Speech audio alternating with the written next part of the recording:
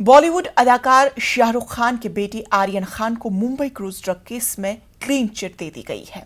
NCB की तरफ से दाखिल की गई चार्जशीट में आर्यन खान का नाम शामिल नहीं है।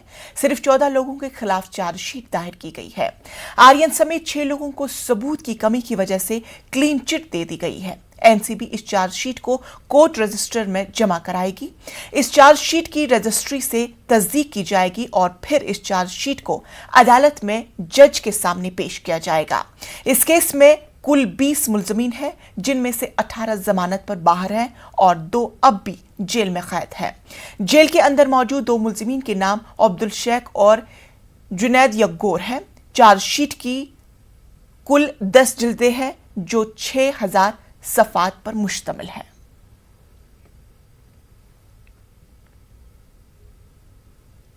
जम्मू कश्मीर के साबिक वजीर आला व नेशनल कॉन्फ्रेंस के सदर फारूक अब्दुल्ला को ईडी ने समन जारी किया है। फारूक अब्दुल्ला को पूछताछ के लिए 31 मई को तलब किया गया है। जराये के मुताबिक फारूक अब्दुल्ला से चंडीगढ़ के ईडी दफ्तर पूछताछ की जाएगी। हालांकि एजेंसी ने अभी ये वाज़ेह नहीं किया है कि किस मामले में एनसीबी सदर से पूछताछ की जाएगी। वाज़ेह है कि इससे कबल जम्मू कश्मीर क्रिकेट एसोसिएशन घोटाले मामले में ईडी फारूक अब्दुल्ला से पूछताछ कर चुकी है।